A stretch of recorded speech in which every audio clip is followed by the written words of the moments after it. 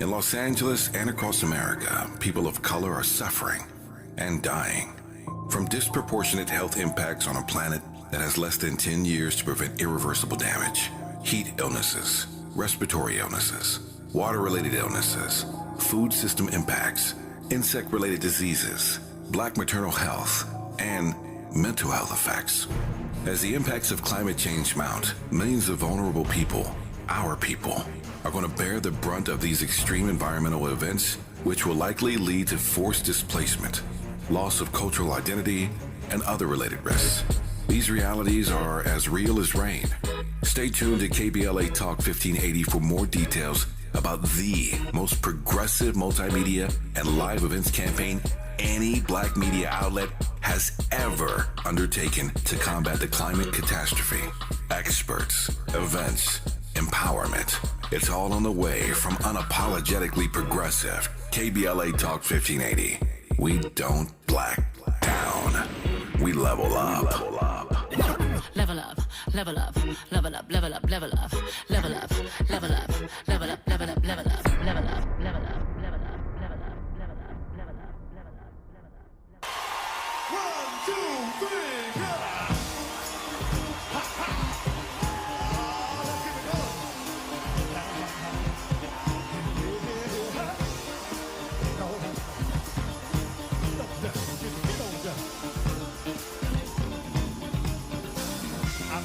Try to keep it coming. Things ain't always smooth, but I'll be alright as long as I can find the good. Yes, I will. Yeah. Somehow I know that I can make it. You seem to like my style. Now, don't you worry, I'm gonna be around a while. Yes, I will. I'm just happy to see you talk to me back in style again. Live from historic Leimert Park in Los Angeles, California, I'm Tavis Smiley, and I'm so glad to see you and me back in stride again.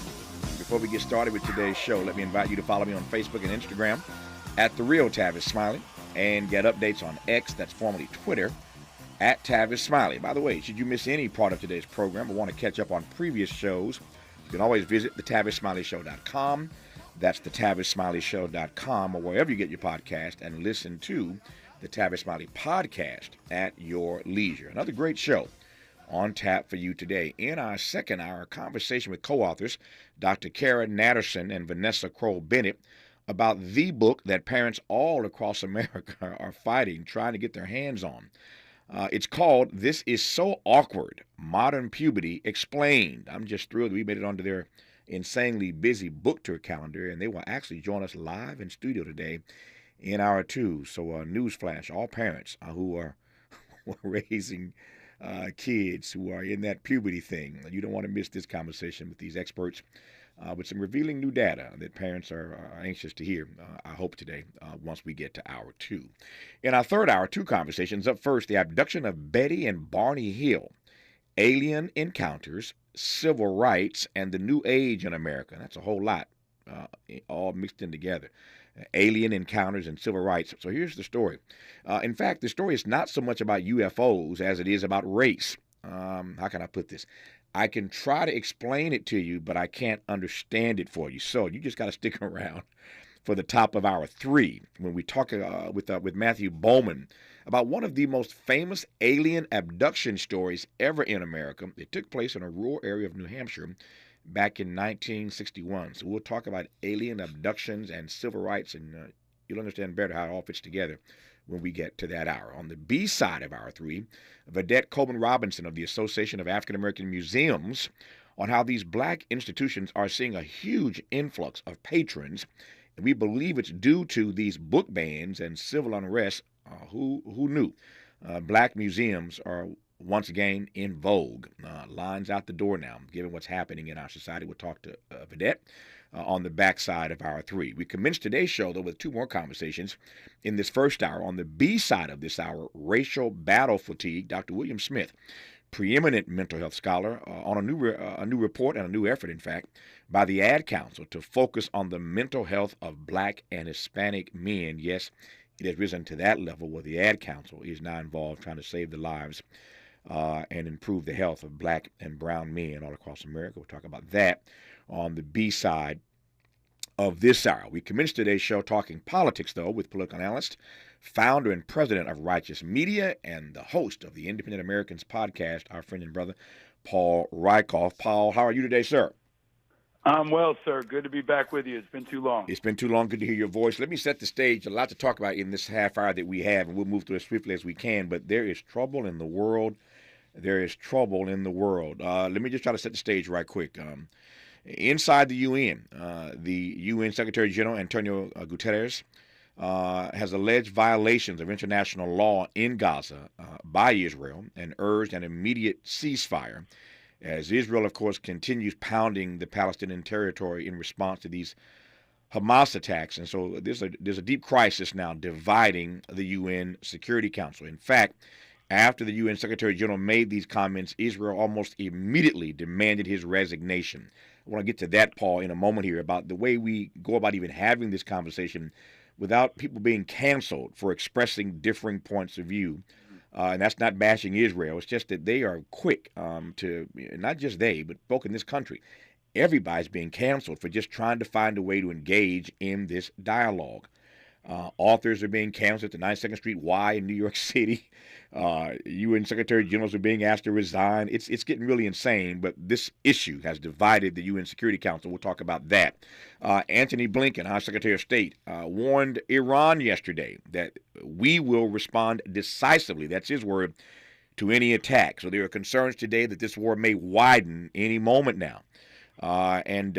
Secretary General, our Secretary of State, rather, too many secretaries around here. Secretary General, Secretary of State, Antony Blinken has warned Iran, if you get involved, if you feel froggy, go ahead and leak, but we will respond. That is scary to be offering that threat to Iran. Then, yesterday, a massive rocket barrage hit Tel Aviv, wounding 5, and sending more than 1 million people running for shelter. And so it's clear that even as Bibi Netanyahu's military generals are mad at him for not moving more swiftly on this ground offensive, Hamas is not waiting for the ground offensive. They're fighting back already. They bombed Tel Aviv yesterday, so they're asking for it. To put it one way, to put it another way, they are not backing down. So this thing is getting worse by the moment. And I ain't even got to the disarray in the haunted house that we call the U.S. House of Representatives. There's a lot to talk to Paul about. It took me a few minutes to get that laid out. The good news is that now that I've laid it all out, when we come forward, Paul will have the mic for the next 20 minutes to express himself as he wishes. You're listening to Paul Rykoff on Tavis Smiley. Seeking the truth, speaking the truth. This is the Tavis Smiley Show.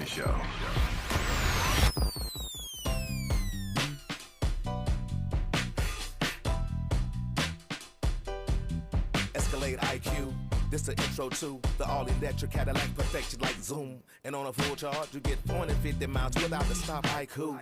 This is what I do. Daddy fat in the Lex since 92. Linked all the way back, panoramic roof. Come with 24-inch rim standard. Ooh, why? Shawty don't kill him. Cadillac diamond in the back, cold chillin'. And when I'm on attack, on the track is no ceiling. Sky's the limit. You hear me? You hear me? Straight drop, no parachutes. Lay lines like a longitude and latitude. Feel it, beloved, clearly we're hustling. Bustin', truckin'. Cadillac, Cadillac, Cadillac. For more on the Escalade IQ, visit Cadillac.com. Available late 2024. GM estimate 450-mile range on a full charge based on development testing and/or analytical projection consistent with the CHA 1634 revision 2017 MCT. Range subject to change prior to production. Annual rates may vary based on service factors, including ambience temperature, terrain, battery age, and condition loading, and how you use and maintain your vehicle. 1 in 4 Americans today are living with a disability. I'm one of them. People with disabilities are extremely talented, resilient problem solvers that have so much to offer. And we've got a trusted ally on our side, an organization we can rely on, Easter Seals. Easter Seals is leading the way to full equity, inclusion, and access to healthcare, employment, and education for people with disabilities, families, and communities.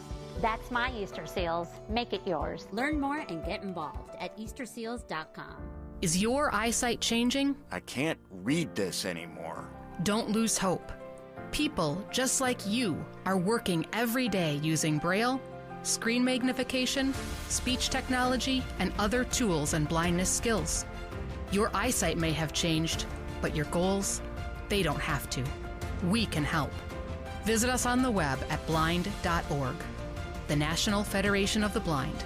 Live the life you want. If you're like me, 60 and retired, making ends meet, especially here at the supermarket and drugstore, is tough. I'm so blessed to have found benefitscheckup.org. It's a free and confidential website from the National Council on Aging that connected me to $1,200 a year in programs that help pay for food, medicine, utilities, and more. Maybe it can help you. benefitscheckup.org. Only 1 in 5 people with autism are employed, despite many having the skill set and desire to work. Maybe it's because employers don't know what kind of jobs they can do. Like, what about a programmer? That's a job for someone with autism. How about a healthcare worker? Yep, that is too. People with autism can do a lot of different jobs, but often get overlooked due to outdated stigmas. Introducing WIN by Autism Speaks. We help businesses lead the way in inclusive hiring. What about a ranch hand? To learn more, go to autismspeaks.org/win.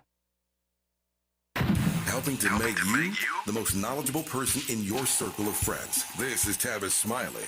This is Tavis Smiley in dialogue with Paul Rykoff, who is an expert on a number of things, including national security and veterans affairs, given that he is a veteran, political analyst, discussing, again, all kinds of issues, the founder and president of Righteous Media and host of the Independent Americans podcast. Paul, I am not sure that the independent Americans you speak to every day see any of these issues much differently than all the rest of us. And I kind of feel like the host of Jeopardy. What category of drama do you want to choose to start with? I tried to lay it out. I'll follow you, sir. Things that should scare us this Halloween. All right, go for it. That's the category. Good to be back with you, and I think you laid it out appropriately because it's Halloween season, Tavis. Yeah. And I think that the scariest monster in our world right now is the global security threat environment. Mm-hmm. I think we are closer now to World War III than we've ever been in our lifetime. And I know that sounds dramatic, but so is what we're seeing around the globe. You know, you look at the situation in Gaza and Israel. You didn't even mention what's going on in Ukraine. Mm-hmm. And the third piece of this, the big domino that I think national security watchers are always focused on, is China and Taiwan. Mm-hmm. And so you've got a global security threat environment that also resulted in 24 American troops being wounded this week that almost nobody is covering. There are 24 American troops in Iraq, where people forget we even have troops, that were hit by drone attacks. And so we've got U.S. troops in Iraq, in Syria, also in Israel, who are now under an increased threat. We've got the challenges at the border, and back here at home, we've got not only no Speaker of the House, we've got one radical, racist, reckless senator, in Senator Tommy Tuberville from Alabama, who I've called Senator Redneck, a guy who welcomes white nationalism, who is stopping hundreds of military promotions. So the world is literally on fire. There are threats from all places, and here at home, our house is divided and on fire, and we've still got a very serious threat of extreme white nationalists here in America, the Proud Boys, the Oath Keepers. So all that is to say, Tavis, this is the most dangerous time in our lifetime. I talk a lot about the need to stay vigilant. The intersection of national and global security and politics is more important right now than any other time we've been alive. And I think that's why we need to have these conversations and to open the dialogue. You're talking about the right things. We need to challenge all of our allies. We need to support our allies, but we also need to bring the temperature down here at home. We say in the military, stay frosty. When the things get really crazy, that's when voices like you and me and others have to bring information, bring light to contrast the heat, pierce the amount of disinformation and misinformation that's run rampant. And it's especially urgent in an environment like this because we're talking about the highest stakes possible. We're talking about war. We're talking about genocide. We're talking about nukes. And that's why, I'll take national security for 1,000, Tavis. You said a lot there. My favorite phrase, though, is stay frosty. That may be the line of the day. Stay frosty. Let me ask you this. When you said a moment ago that in moments like these, when the world is on fire, and you laid out even better than I did to commence the conversation, you said stay vigilant. What does that really mean in a moment like this, to stay vigilant? I think it starts with getting good information, right? And first of all, control the environment in your home, in your church, in your community. Try to add light to contrast the heat. Try to find ways to bring people together, because there's another part of this that Putin had a pretty good couple weeks here. If he could have imagined that there would be no Speaker of the House, Americans would be fighting with each other in the streets, we'd be jerking around our allies, removing funding, putting funding, this would be a pretty good victory for Putin. So I think we have to remember there is a commonality as Americans. And when the balloon goes up, and what I mean is when there's a national security threat, if we take ourselves back to 9/11, that's when you can see how Americans can truly come together. It doesn't feel that imminent right now because it's over there. But the threats are as extreme, if not more extreme, because the war in the Middle East, especially in Israel, can get a lot worse very, very fast. If Hezbollah in the north starts to fire rockets or engage in that area, if Iran gets involved, if extremist forces throughout the globe start to target American interests, we're going to see Americans in harm's way. And there are 600,000 Americans in Israel. So if this goes south, we're also going to have to figure out how to get 600,000 of our own people home. And that doesn't even include the hostages. Over 10 American hostages are being held right now in Gaza. So it's not all about us, but I think sometimes it helps to bring it back to Americans and understanding that we are in this together, even when we're divided, and especially right now. Who knew that on the eve of a major presidential race that kicks off literally weeks from now in Iowa with the first caucus, so we're just literally weeks away from that. Who knew that global concerns would be at the top of the agenda, given that people always vote pocketbook issues, as you know, in these kinds of elections. So this is going to have a huge impact, I think, on the presidential race. I'm not sure what that frame looks like at the moment, but it is fascinating to note that this time around, these global issues are at the top of the agenda. Speaking to the top of the agenda, clearly Israel and Hamas is getting worse. It's getting out of control. I mentioned earlier that Hamas fired back last night. One could have thought in the last 48 hours or so, given that they'd been releasing hostages, that they'd pretty much changed their strategy after they did their damage, and Israel's been pounding them. One could have believed they changed their strategy. Now they're releasing hostages to show that, hey, maybe now it is time for the world to call for a ceasefire, as did the Secretary General before he got spanked by Israel for doing so. I say all that to ask this question. How do we go about having this conversation? You heard me tee it up a moment ago, Paul, that people everywhere, some in Hollywood, some in academia, some inside the UN, some in the world of politics, some in our field, broadcast media, everybody is being canceled for saying things that others find offensive, others find wrong, and we're just shutting people down. And I'm just not sure that's the way to have a conversation about what's happening in the Middle East. I think you're right. When the bullets are flying, that's when you find out who's a true leader and who's a fraud, who's a hack, who's self-interested. And I think your point about the presidential election is an important one, because we've got a president that I think as an independent has been addressing this incredibly complex situation appropriately, thoughtfully, carefully. I think his speech last week on Israel and Ukraine was the best speech of his presidency, without a doubt, in my view.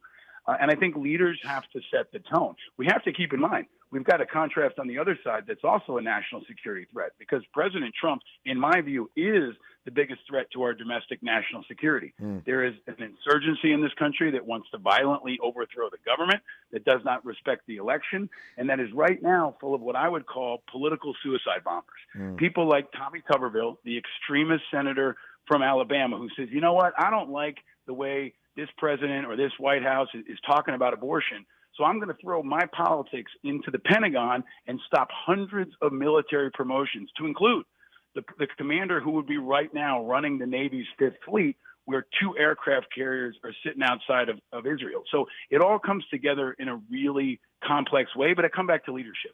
I think President Obama's statement yesterday was thoughtful. I think this is a time where we need his voice and others that are trusted.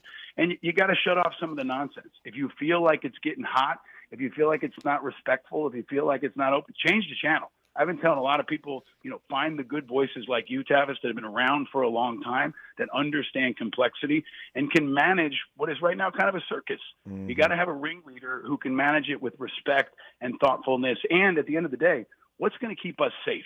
If we fight each other, Putin is thrilled. If we're fighting each other in the streets, Hamas is thrilled. And I think we have to focus on the enemies of all of us, which include Putin and Hamas. Now, Palestine is separate from Hamas. The Palestinians are separate from Hamas. But in my view, the president shaped it up appropriately in identifying that Hamas is an enemy of free people throughout the world, and also so is Putin. What happens if this war widens in the Middle East? We're going to face a time like we've never seen.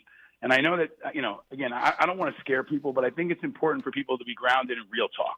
And we need real talk from our president. I think that's why you saw him give only the second address from the Oval Office in his presidency.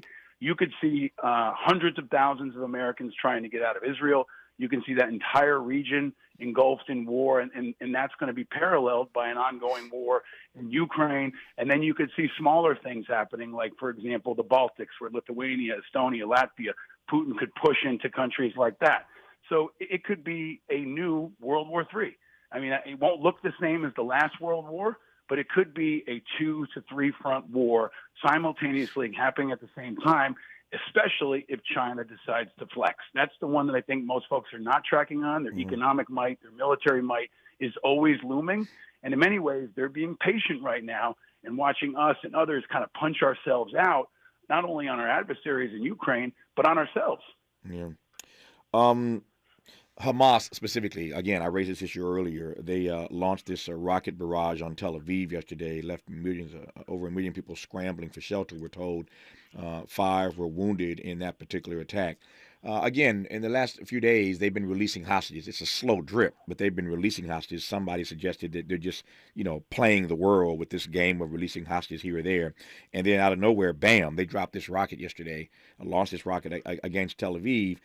We know that Israel is about to start this ground offensive. I mentioned earlier, and again on yesterday, that Bibi's generals are upset with him for moving rather slow on this ground offensive. The world is increasingly starting to call for ceasefire. Strategically, what's Hamas doing? One day releasing hostages, and the next day bombing Tel Aviv. Well, Hamas is playing the game, right? And I think that's what everybody's doing, right? Like there's a battle for hearts and minds that Israel is trying to win, that America is trying to win, and Hamas is trying to win. I think if you take a bigger step back, I've been covering this at length on my show, Independent Americans, and I also wrote a piece for MSNBC.com where I think there's an important message to Israel right now that America has been sending and on some levels has been received. Don't repeat the mistakes of 9/11. Don't move from rage.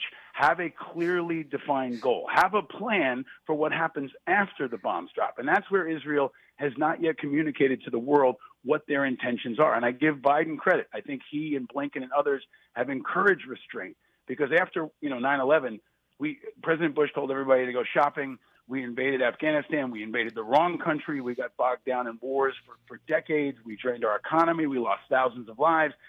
And they don't have to repeat those same mistakes. So if they can eliminate Hamas, the military terrorist organization that is Hamas, that is an objective. But they also have to offer a solution to the Palestinian people. What does the future look like for Gaza right now? And I don't think they've done that effectively, bluntly. I think that is the responsibility of Israel and the world to tell the Palestinian people, what are you going to do if where you live looks like a parking lot?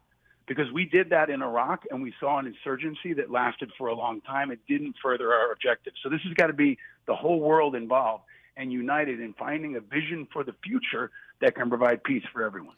This is the wrong time, for all the reasons you've laid out, to have a speakerless House. The third person in line to the presidency does not exist at the moment. And speaking of at the moment, the vote is taking place literally as we speak. This story is changing, of course, literally by the minute. But they're on person number 4 now. In the person of Representative Mike Johnson, Republican, of course, out of Louisiana. He's designate number 4. Many are hopeful that this may be the guy to pull that magic number 217. I'm not so sure as yet, but well, again, we'll see how this plays out over the next minutes or hours, perhaps while I'm on the air today. But that said, how do you read that in the midst of all of this, to use your phrase, the world being on fire, the third person in line to the presidency does not exist in this country at the moment? Our enemies are celebrating. Yeah. Putin loves it. Hamas loves it. If Osama bin Laden could speak, he'd say how much he loves seeing this. Our allies are at war. our people are scared, and our Congress doesn't even have a speaker. And it's because they can't find any kind of moderate middle ground. This is why 49% of us in this country reject both parties and are independents, because there's a total loss of moderates. So you've got the Republicans who are dominated by what I've called the Confederate wing of the GOP. They are radicals. They are extremists. They don't want to create the military of 2023. They want to create the military of 1883. It sounds like they're confederating the Confederate Army and roll us back. They have hijacked our government and our and our right wing, so that now they will only put forward radical candidates. And the Democrats, they have a problem too, because the Republicans are never going to go for Hakeem Jeffries, right? They got to come up with an alternative. Maybe it's a more moderate person, like the guy I interviewed on my show this week, Pat Ryan, who is a kind of a blue dog Democrat. He's a veteran from West Point. And maybe he is an alternative that a couple Republicans might get. But the reality is we're probably going to have a stalemate, Tavis. We could do this for months. And all the while, we won't have money to Ukraine. Israel will be on fire. And our people at home will be really nervous, as well they should be. So I think we got to call on both parties to offer a compromise solution, almost a coalition government in this time of war, so we can get the basic people's business done. Yeah. And what do you say to everyday people right now? This you've said 3 times by my count. I don't want to scare people. I don't want to scare people. I don't want to scare people. Well, I got news for you. People are scared. they're a little frightened by all this stuff that you've laid out. Again, to use your phrase, the world is on fire right now. And the fear is palpable. Everywhere I go, people, pulling at me, grabbing at me, wanting to ask my opinion, talk about this, talk about that. And it's rare. That's the point I made earlier. It's rare in our business, Paul, that people will pull you and grab you and want to talk about what's happening in the world, geopolitics. I mean, the domestic thing is easy. They'll talk about Donald Trump all day long, but Trump is even taking a back seat, as it were, to these geopolitics right now. So what do you say to everyday people who are, frankly, just concerned, frightened, and scared about this particular moment in world history? Yeah. At first, I'd say I feel you. Yeah. I think we all have to say that out in the open and understand these are perilous times. And I always go back to the children in this country who are also scared and need us as adults to show leadership. I say to my kids a lot, if you're scared, get prepared. Get yourself more knowledgeable. Get yourself better supported. Talk to the people you feel comfortable with. Go back to family. Go back to community. Go back to the places that provide you with strength and information and family in whatever way that looks, because that's what we need right now, is that kind of unity, even if it's in a small place where we can bring the temperature down and get involved. Yeah. If you want to help, send supplies to civilians who are impacted, you want to run for office, but we need leaders to step up and be voices of reason and be voices of rationality and be voices of light instead of heat, and shut down the radicals who have been able to not just get elected, but take over our government. The fact that Tommy Tuberville is out in front, I use him as an example because he's all that's wrong with America. But keep in mind, Tavis, not a single Democrat has called for him to resign. Nope, not with you. Why is that? No, that makes no sense to me, right? I hear you loud and clear, and I couldn't agree with you more. I thought I had one quote of the day. I've got 2 quotes of the day. The first is I'm not just in the first half hour of today's show. First quote of the day, stay frosty. Love that. Second quote of the day, if you're scared, get prepared. Paul Wyckoff, I appreciate you, man. Love you. Talk to you soon, my friend. All the best to you. Thank you, sir. Back at you. All right, stay up. More Tavis Smiley when we come forward. Hope, agency, dignity. This is Tavis Smiley. Can you dig it? Come on! If you're like me, 60 and retired, making ends meet, especially here at the supermarket and drugstore, is tough. I'm so blessed to have found benefitscheckup.org. It's a free and confidential website from the National Council on Aging that connected me to $1,200 a year in programs that help pay for food, medicine, utilities, and more. Maybe it can help you. benefitscheckup.org. My daughter was diagnosed with a rare malignant rhabdoid tumor on the spine. They sent her straight to St. Jude. My hope was gone. But when you get there, everyone's like, hey, we're not going to give up. And when you see other people not giving up on your child, that makes all the difference in the world. When I found out I didn't have to pay, I was just grateful. They saved my baby's life. Finding cures, saving children. Learn more at stjude.org. I'm Mike Moore. Here's the latest from the Black Information Network. In California, a black school police officer is suing the Val Verde Unified School District and its police department for discrimination. Zariah McKnight claims he's the victim of harassment and racial discrimination. In his complaint, he alleges that the California Fair Employment and Housing Act was violated by discrimination on the basis of race, and the district failed to prevent harassment, discrimination, and retaliation. The Bible is back on school library shelves in a Florida school district. The Volusia County School District announced yesterday the book was returned after it was challenged for sexually explicit content. Once the challenge was filed, it was removed from school shelves, but it was returned after officials found state law prevents its removal. And that's the latest. I'm Mike Moore from your 24/7 news source, the Black Information Network and BINnews.com. Make your next lunch a lunch combo from Buffalo Wild Wings. Choose from wings, street tacos, and more. Head to Buffalo Wild Wings or order online at buffalowildwings.com at participating locations for a limited time, Monday through Friday, 11 a.m. to 2 p.m. Price and participation vary by location. Taxes extra. See menu for details. This is the KBLA Sports Minute with Ray Richardson. The Denver Nuggets picked up where they left off last season, beating the Lakers. The Nuggets win by 12 last night in the NBA regular season opener for both teams. Nuggets center Nikola Jokic had a triple-double, 29 points, 13 rebounds, and 11 assists. By the way, Jokic is one of a record 125 international players opening the season on NBA rosters. The previous high was 121 in 2017. Another indication of how foreign players are making their mark in the NBA. LeBron James had 21 points, a very troubling stat for the Lakers. Anthony Davis was scoreless in the second half after finishing the first half with 17 points. He took only 5 shots in the second half, just 1 in the fourth quarter. The Clippers, they're at home tonight against Portland. No debates, no speculation, just the info you need. That's your KBLA Sports Minute. I'm Ray Richardson on KBLA Talk 1580.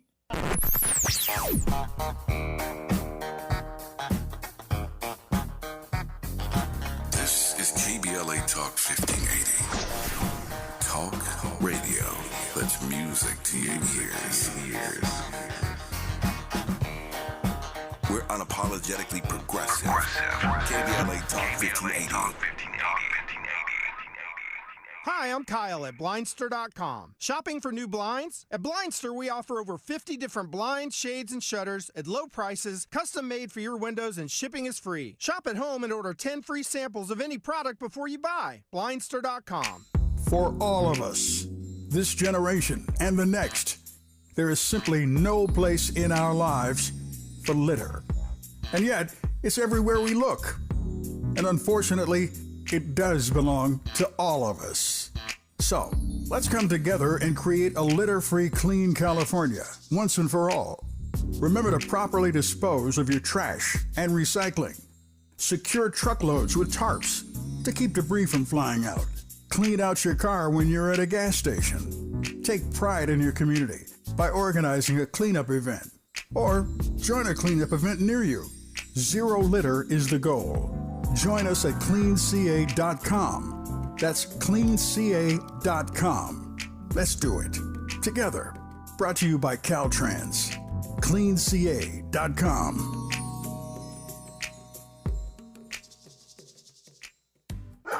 Your pet isn't just a pet, they're part of your family. Most of the pet food on the market is cooked at high temperatures, which kills nutrients. A scoop of Dynavite is a 3-in-1 daily supplement, adding back key nutrients to your pup's health. Try Dynavite for free. Just pay shipping and handling.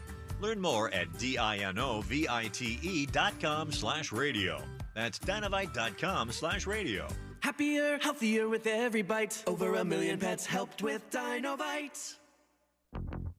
Hey, you. The one on the couch who just told your friend you can't go out because you're busy? Ready to get real about your psoriasis? When your current treatments don't do enough to help control the inflammation beneath the skin, causing plaques and pain, stressing and scratching, it's time to stop hiding and get real with your dermatologist so they can help you get clear. Get real clear about psoriasis at letsgetrealclear.com. Sponsored by AbbVie. Made fresh daily in Leimert Park, Los Angeles, California. You're listening to Tavis Smiley. You are indeed, and I'm glad about it. This week, the Ad Council launched a new national PSA campaign focused on Black and Hispanic men's health, their mental health specifically, and the unique challenges these communities face. I want to play the PSA for you in a moment. But Dr. William Smith is our guest. He's a preeminent mental health scholar from the Huntsman Mental Health Institute, and we'll talk about the campaign, some of the personal challenges that he had to endure, of course, as a Black man in America, and his extensive research and the term he coined nearly 20 years ago this year that many of us often use, racial battle fatigue. That's actually his phrase, so I can't take credit for it.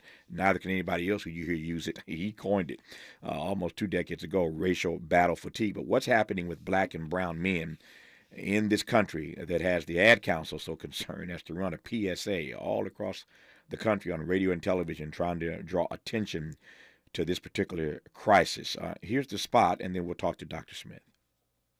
I wonder if you know that I want the best for you. I know you're going through a lot. I wonder if you know that the big homie needs help too. You can't just rebound from everything. I know you've been grinding. Let's go, let's go, let's go. But how long will you fight solo? I wonder if you know that we can get help. I wonder why we waited so long. I'm not wondering anymore. Love, your mind.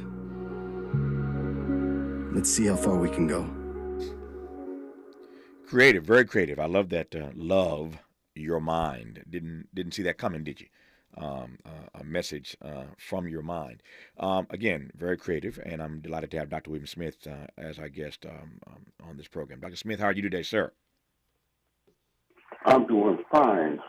Glad to be here. Good to have you on. Let me just start with that big question that I posed a moment ago. What are we seeing? What's the data telling us about the mental health of Black and brown men that make it necessary for the Ad Council to really sort of step up? And I've been thinking over the last 48 hours when I got word you were coming on, I've been thinking about the last time I recall the Ad Council, or any entity for that matter, being so aggressive in trying to reach Black and brown men with a campaign aimed directly at them about their mental health. And frankly, I can't think of one that's this aggressive. But what's the data telling us about why this is happening and why it needs to happen right about now? Well, Tavis, I'm sure you know that this country and everyone in it has experienced all type of crises. We've had to deal with the pandemic. We've dealt with the economic crisis, the move for racial justice, and the murders of people like Trayvon Martin, George Floyd. I mean, the list goes on. And that impacts all of us. But particularly for African-American men, when you see another Black person unarmed get killed by the police, you have up to 3 months of poor mental health days, and that includes Black women and children. So the crisis impacts us at a different level. All people are impacted, but psychologically, we take on an additional burden, and that burden oftentimes goes unseen, and we don't talk about it. We don't share what we're dealing with. And the Ad Council, along with the Huntsman Mental Health Institute, have come together looking at this research, looking at my work around racial battle fatigue, to really try to address, not just for Black and brown men, our country in general, but we know that Black and brown men are one of the least heard, visualized, accepted, appreciated communities, and we want to definitely address their needs. Mm-hmm. Tell me more about the unique ways that Black folk in particular are burdened psychologically when we experience or witness the kind of racial trauma that you referenced earlier, including that video, for example, of George Floyd's murder, time and time again, and countless others we could point to. But tell me more about, again, the psychological burden that we bear that is uniquely different from others when we experience, when we see in real time that kind of racial trauma. Travis, the study that I was referencing, when a Black person, unarmed, and is shot by the police can have up to 3 months of poor mental health days. Now, when you look at a high-profile killing, like George Floyd, that gets a lot of attention, we see that in the initial study, it's 3 months for the people in that particular state.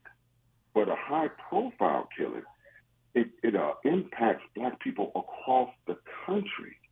Now, when we sum that up, that's like 55 million poor mental health days that Black people experience. Now, compare that to diabetes.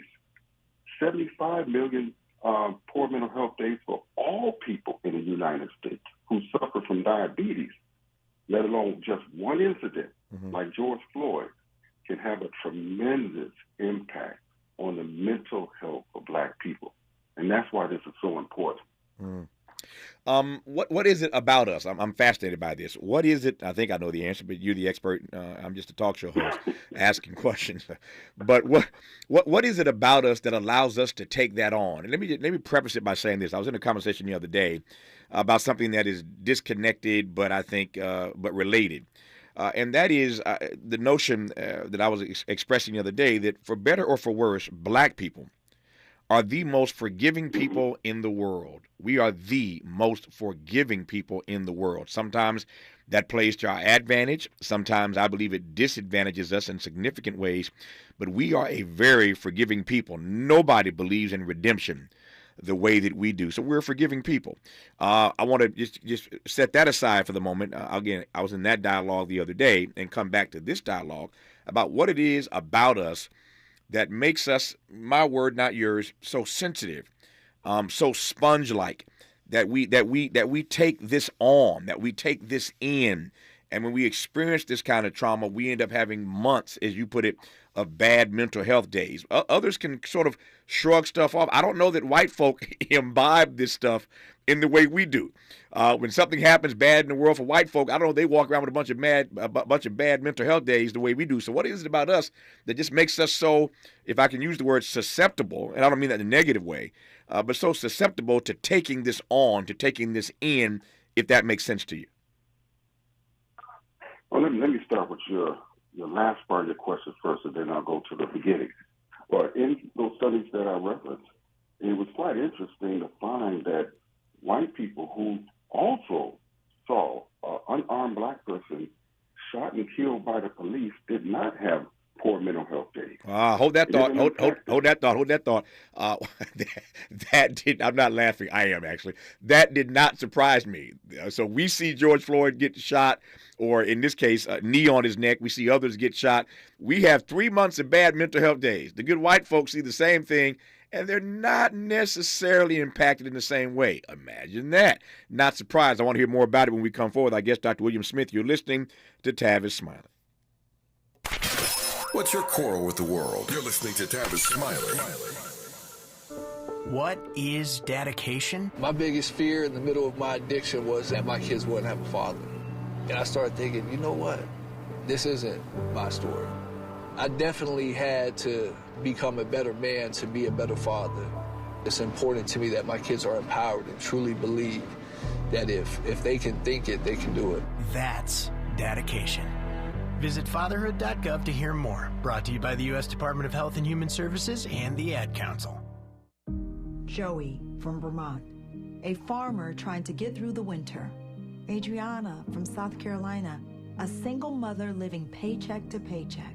Liam from Ohio, an injured father struggling to provide for his family. Hi, I'm Shanola Hampton, and I support the Feeding America network of food banks because they help provide over 6 billion meals to people in need each year. Learn more at feedingamerica.org. Attention small landlords who own 12 or fewer residential rental units. The City of LA Emergency Renters Assistance Program is back to help small landlords and is now accepting applications. Apply for up to 6 months of rental arrears for low-income residential tenants behind on rent. Applications will be accepted until October 31st, 2023 at 6 p.m. Go online 24/7 at housing.lacity.org or call 888-379-3150 to see if you qualify and apply today. City of LA Small Landlords. This program is for you.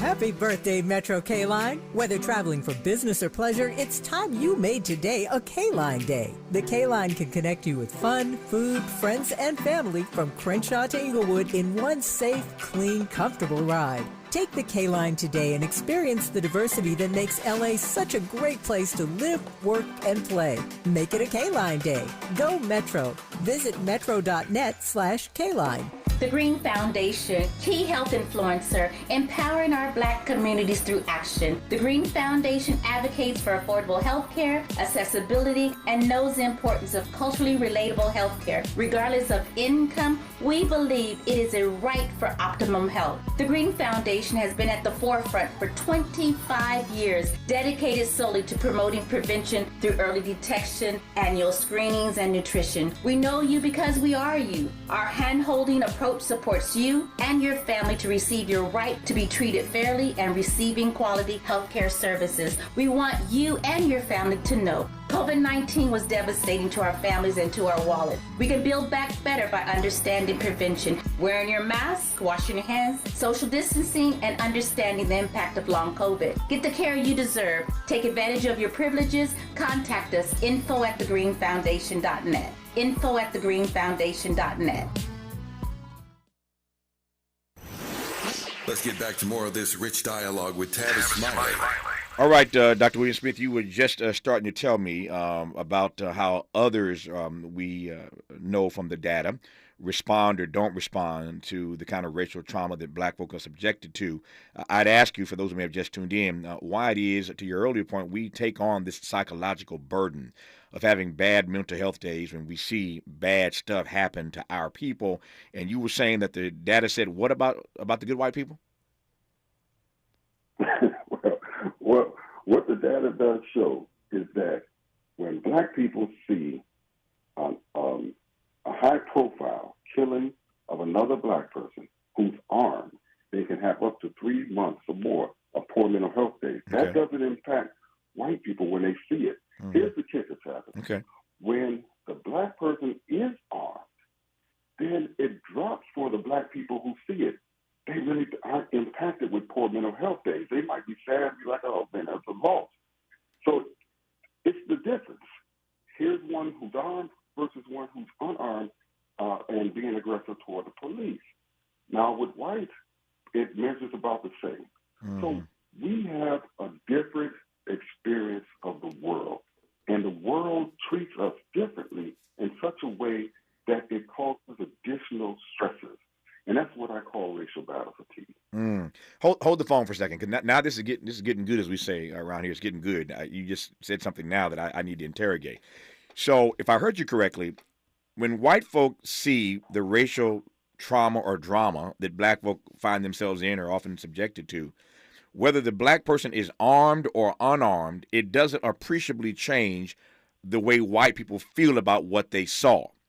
But if I heard you correctly as well, when Black folk see Black folk caught up in situations like these, there is a distinct difference in how we feel about it, whether the person was armed and basically tempting the cops, or unarmed and end up being murdered. So white folk don't have a change of heart one way or the other, armed or not armed.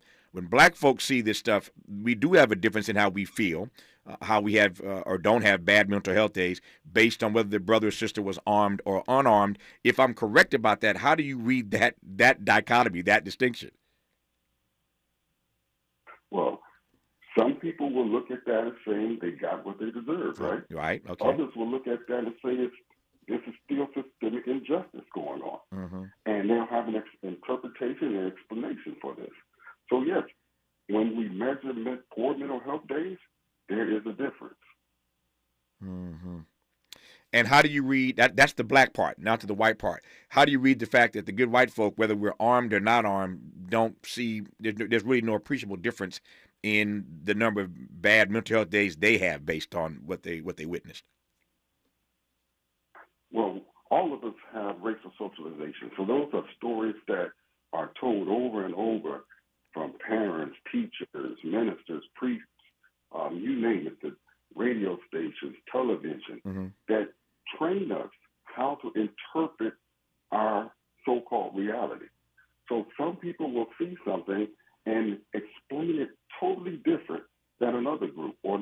person. So African Americans will see some injustice they feel and say, no, this was wrong and this is how it happened. Well, other people are blinded to that. Yeah.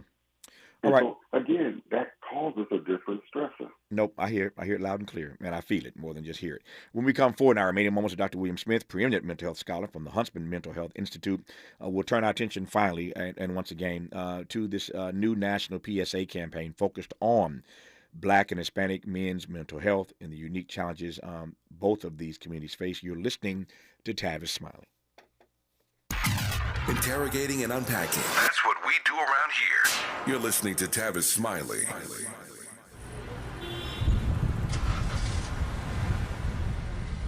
What's up, party people? It's your favorite MC's favorite rapper, MC Light here. And we're celebrating 50 years of hip-hop, authentically powered by Cadillac.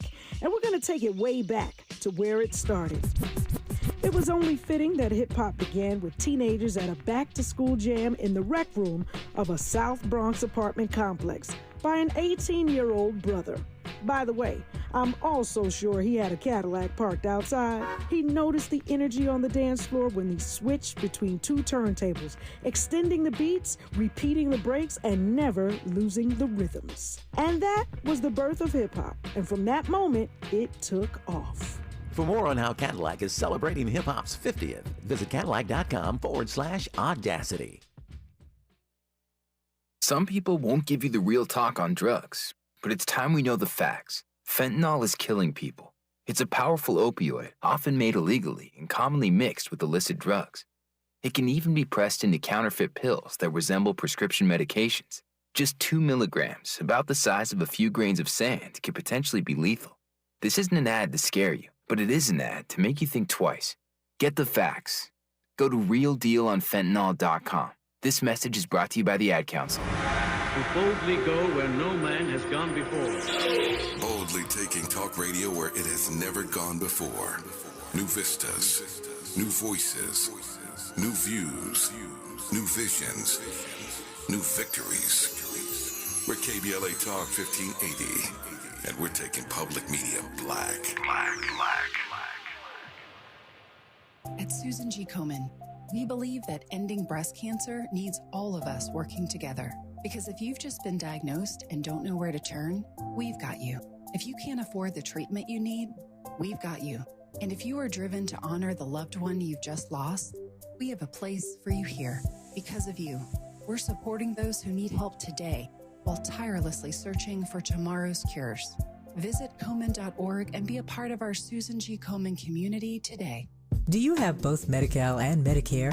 The new LA Care health plan called LA Care Medicare Plus, HMO DSNP, can help you get the most out of your health plan for $0 premium.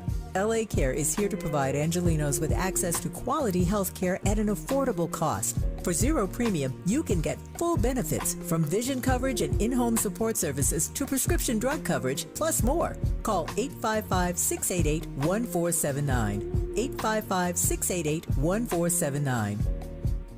In Big Tobacco's Fantasyland, children are the future.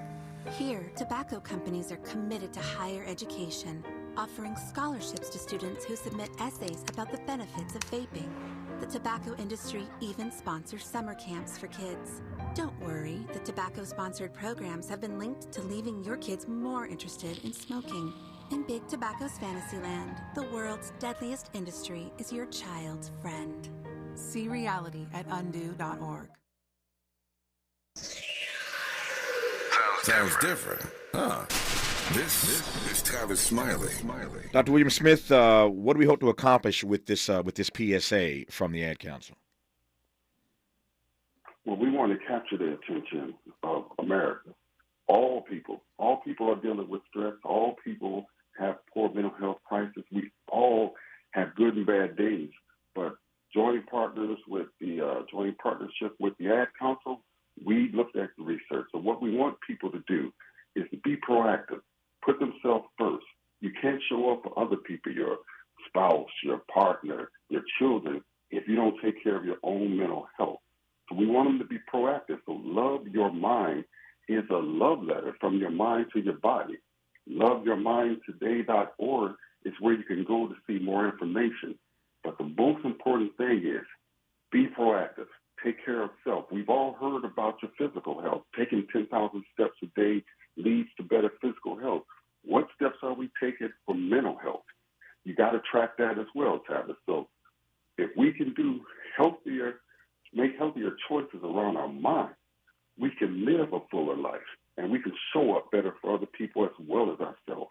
I love the name of the campaign, Love. That's love, comma, your mind, as if your mind is talking to you and telling you, hey, take care of me too. Love your mind. Again, love the creativity of the campaign. Let me close by asking this: What is to be done about the stigma that won't go away? The stigma associated with mental health in the black community, whether it's black men or black women, but there's a stigma that just doesn't seem to want to budge. What say you about that?